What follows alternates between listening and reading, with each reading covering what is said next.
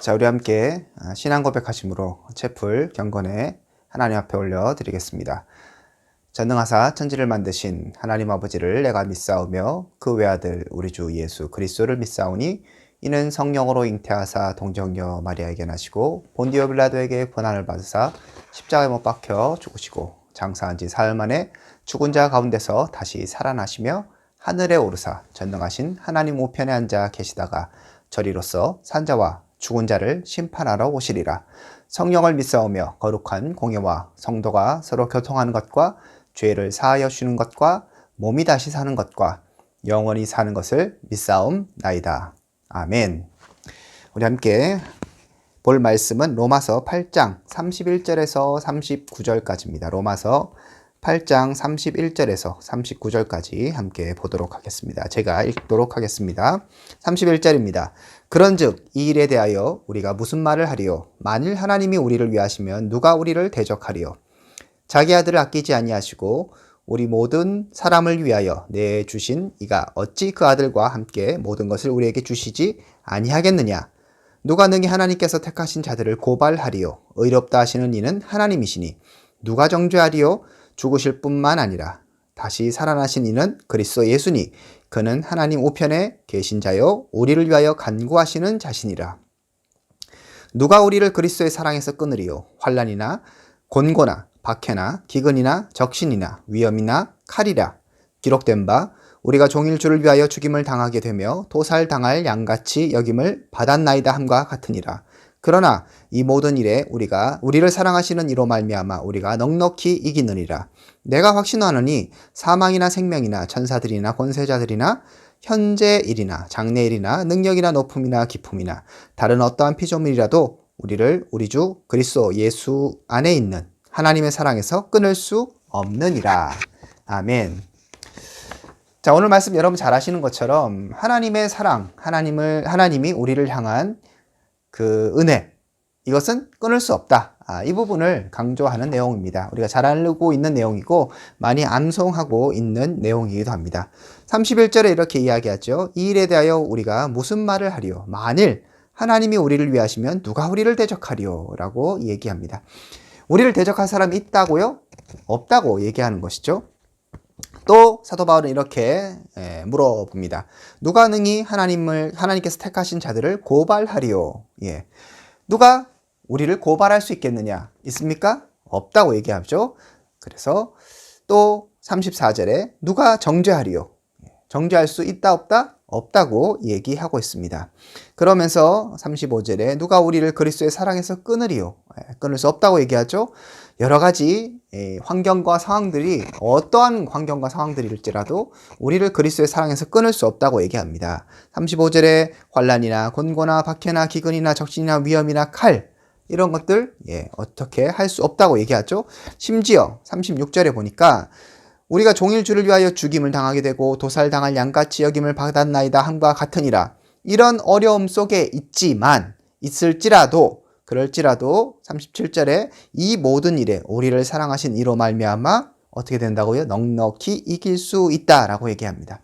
그러면서 사도 바울은 다시 한번 자신의 확신을 우리 가운데 증거해 주고 있습니다. 사망이나 생명이나 천사들이나 권세자들이나 현재일이나 장래일이나 능력이나 높음이나 기품이나 다른 어떠한 피조물이라도 우리를 우리 주 그리스도 예수 안에 있는 하나님의 사랑에서 끊을 수 없다. 이렇게 우리 가운데 강하게 힘주어 이야기하고 있습니다.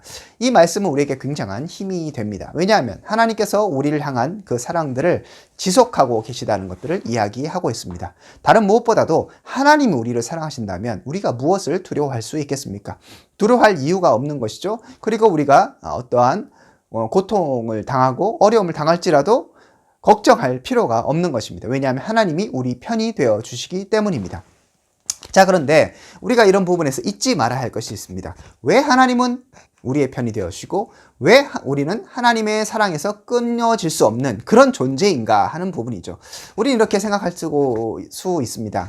내가 뭔가를 잘할 때, 내가 열심히 할 때, 내가 기도를 열심히 하고 내가 말씀을 잘 보고 내가 하나님 뜻에 따라 살았기 때문에 하나님이 나를 지지해 주시고 나와 함께 하신다는 생각을 가질 때가 있습니다. 그럼 반대는 어떻게 되겠습니까? 내가 좀 잘 못 살고 내가 부족하고 내가 하나님 뜻대로 제대로 순종하지 못할 때, 그때는 이런 하나님 우리를 향한 확신이 흔들리게 될 수 있겠죠.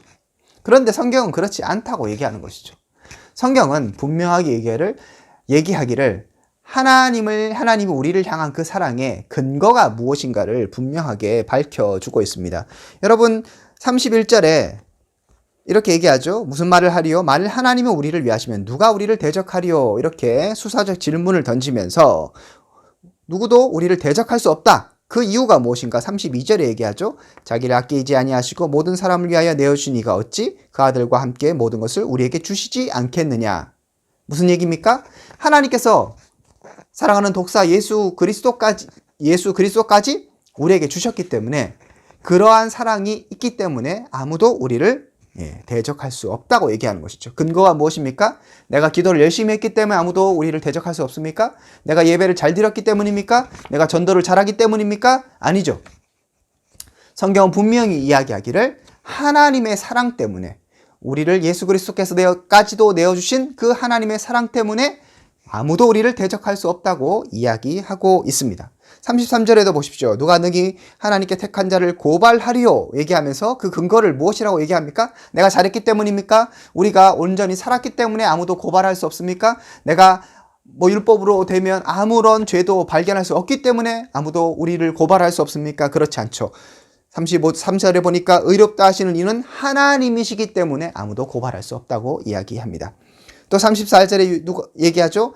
누가 정죄하리요?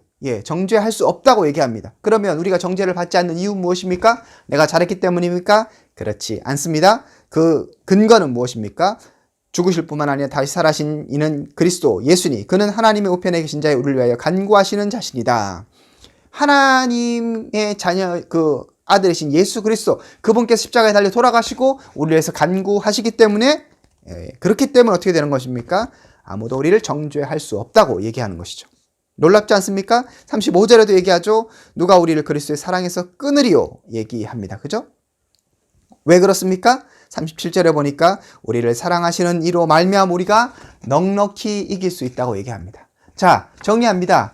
우리가 하나님의 사랑을 받고 하나님께서 우리를 지지해 주시고 우리와 함께 하신 이유는 무엇이다? 내가 잘하기 때문에, 내가 어떤 일들을 했기 때문에? 그렇지 않습니다. 하나님께서 우리와 함께 하시고 하나님이 우리의 지지자 되어 주시는 것이기 때문에 그런 일들이 가능한 것이죠. 근거는 무엇이다? 나의 행위나 나의 어떠함이 아니라 하나님이 하신 그 일들이기 때문에 가능하다는 것을 성경은 본문은 분명하게 밝혀주고 있습니다. 자, 이 사실은 우리를 어디로 인도하게 됩니까? 바로 겸손과 하나님을 찬양하는 것, 마음과 또 감사함으로 우리를 인도하게 되는 것입니다. 여러분, 우리가 하나님 앞에서 어떠한 근거, 또 어떠한 우리의 행위를 내어놓을 수 있겠습니까? 내가 하나님 앞에서 사랑받을 근거가 있습니까? 어떠한 그런 이유가 있습니까? 아무것도 없습니다. 너희가 아직 죄인 되었을 때, 하나님의 원수 되었을 때 하나님께서 우리를 먼저 사랑하셨다고 성경은 이야기하고 있습니다. 오늘 본문에서 분명히 이야기하기를 아무도 하나님의 사랑에서 우리를 끊을 수 없다고 하는데, 그 이유는 다른 것이 아니라 하나님이라고 분명하게 우리에게 이야기하고 있습니다. 우리가 이 사실을 알 때 어찌 우리의 행위와 우리의 어떠함을 내세울 수 있겠습니까? 그러므로 겸손해질 수 있는 것이죠. 그러므로 그리스도인은 하나님 앞에서 아무 얘기도 할 수 없는 것이고, 그분만 찬양하고 그분만 높이 비게 되고 날마다 하나님께 감사하고 그분을 찬양할 수밖에 없게 되는 것입니다. 그래서 성경은 이 교만에 대해서 굉장히 조심하라고 얘기하고 있고요. 교만한 자는 하나님을 대적하는 자고 하나님께서 분명하게 다루신다고 이야기한 이유도 바로 그 때문입니다. 나의 어떠함 때문에 내가 지금 이 자리에 있는 것이 아닌 것이죠. 여러분, 이 학교에서는 여러분들이 공부를 잘해야 교수님들이 A도 주고 A뿔도 주는 것이죠. 하지만 우리의 구원, 그리고 우리가 하나님 자녀됨, 그리고 우리가 하나님 앞에 사랑받는 것은 나의 어떠함에 아무 상관이 없다는 것을 기억하시길 바랍니다. 그렇기 때문에 우리는 날마다 겸손하고 주님을 찬양하고 늘 주님께 감사할 수 있어야겠습니다. 우리의 교만, 우리의 나됨의 어떠함에 대해서 생각하기 시작할 때 우리는 자꾸 하나님의 사랑을 나의 어떠함과 연관시키려는 그런 잘못된 시도들을 하게 되는 것이죠. 저와 여러분들이 다시 한번 복음으로 돌아갈 때 너무나 당연한 이야기고 너무나 간단한 이야기지만 다시 한번 그 복음으로 돌아가서 겸손하고 하나님을 찬양하고 감사할 수 있는 마음들을 가질 수 있기를 소망합니다.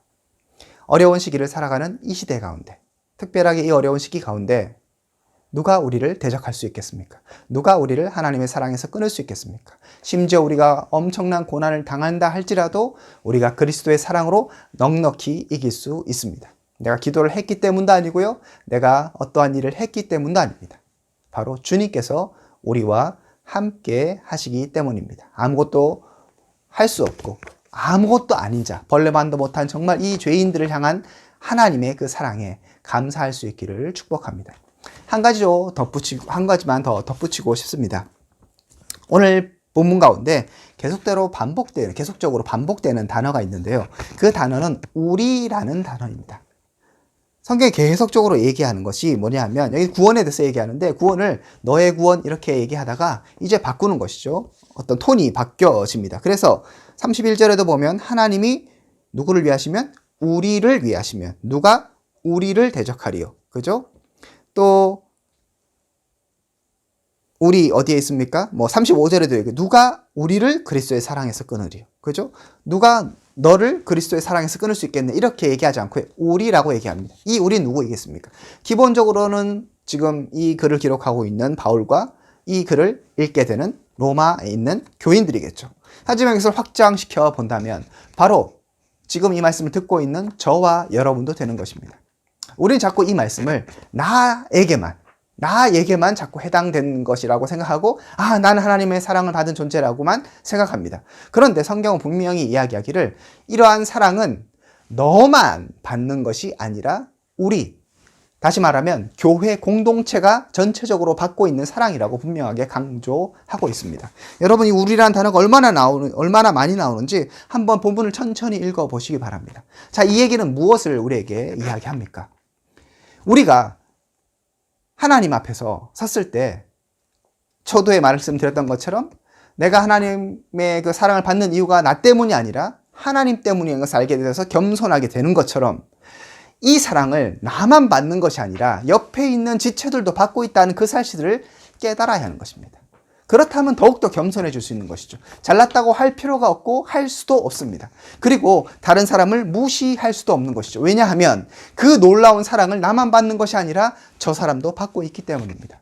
그 사람이 어떠하던 간에 상관없이 그 사람이 좀 죄를 지었고 부족하고 연약할지라도 그럼에도 불구하고 그 근원은 하나님의 사랑이기 때문에 하나님의 행위시기 때문에 하나님의 그 예수 그리스도의 그 사랑이기 때문에 그 사람도 이 사랑 하나님이 지지하시고 하나님께서 함께 하시는 그 은혜를 경험할 수 있는 자격이 주어진 것이죠.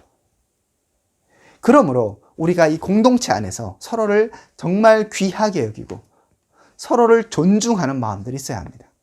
여러분 때로는 학교도 그렇고요. 여러분의 공동체인 교회도 그렇고 내가 좀 마음에 안 드는 사람이 있고 나와 좀 생각이 다른 사람이 있을 수도 있습니다. 하지만 그 사람이 하나님의 자녀라면 여러분 정말 귀하게 대하셔야 합니다. 왜냐하면 그 사람도 아무도 그 사람을 대적할 수 없고요. 아무도 그 사람을 하나님의 사랑에서 끊을 수 없는 것이죠.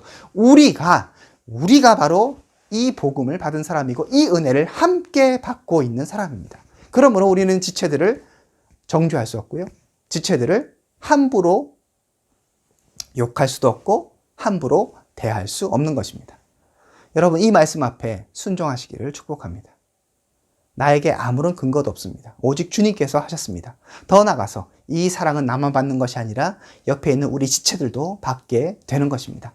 그러므로 우리가 더욱더 겸손해지고 하나님만 사랑하고 하나님만 찬양하고 또한 하나님께 감사할 수 있기를 바라며 더 나아가서 우리 공동체를 더 사랑할 수 있는 그리고 여러분 옆에 있는 그 주위의 지체들을 사랑하고 귀중히 여기고 또 그들을 위해서 기도하고 그들과 함께 할 수 있는 우리 대신의 공동체 모든 분들 될 수 있기를 주님의 이름으로 축복드립니다. 함께 기도하겠습니다. 하나님 감사합니다. 우리 가운데 부족함이 있습니다. 연약함이 있습니다. 우리가 날마다 주의 복음 앞에서 겸손할 수 있길 원합니다. 우리가 아무것도 할 수 없고 또 우리 가운데 아무런 선한 것이 없음을 다시 한번 고백할 수 있도록 도와주시고 우리를 향한 전적인 하나님의 사랑에 감격하며 주님만 찬양할 수 있길 원합니다. 무엇보다도 이 사랑은 나만 받은 것이 아니라 옆에 있는 모든 지체들이 함께 받는 것임을 다시 한번 기억할 수 있도록 도와주시고, 더 주위에 있는 사람들을 존중하며 또한 사랑하고 섬길 수 있는 모든 사람들 될 수 있도록 은혜를 베풀어 주시옵소서. 이제는 주 예수 그리스도의 은혜와 하나님의 사랑과 성령님의 교통하심이 말씀을 통하여 다시 한번 주만 바라보기로 결정하는 믿음의 백성들 가운데 지금으로부터 영원토록 함께 있을지어다. 아멘.